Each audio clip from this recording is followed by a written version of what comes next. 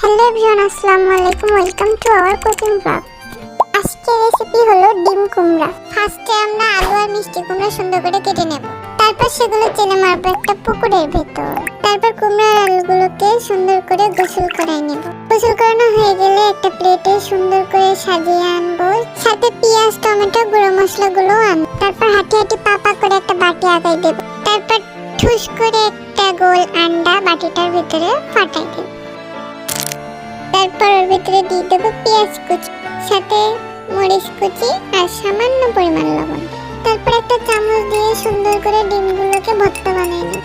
তারপর একটা কড়াইতে ঘপ ঘপ করে সামান্য পরিমাণ তেল ঢেলে দেব।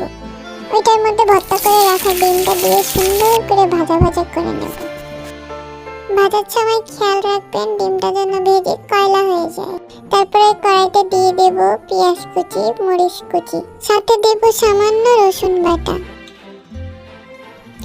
দিয়ে সুন্দর করে ভাজা ভাজা করে নিব। তারপর ওটার ভিতরে দিয়ে দেব টমেটো। তারপর টমেটো ভাজা হয়ে গেলে ওটার ভিতরে দিয়ে দেব গুঁড়ো মশলা, লবণ, হলুদ, মরিচ, জিরা, ধনিয়া, আদা পাউডার ঢেলে দেব। দিয়ে সুন্দর করে ভাজা ভাজা করে পানি ঢেলে দেব, যেন মশলাগুলোর মাথা ঠান্ডা হয়ে যায়।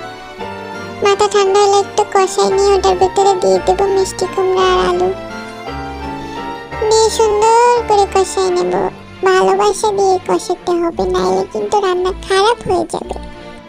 তারপর কষানো হয়ে গেলে ওটার ভিতরে একটু পানি ঢেলে দেবো, যেন কুমড়া আর আলুগুলো সুন্দরভাবে সাঁতার কাটতে পারে।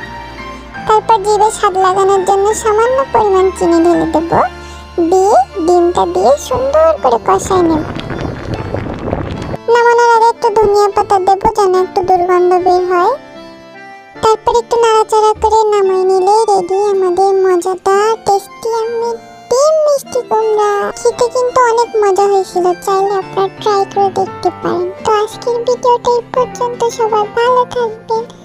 আল্লাহ হাফেজ।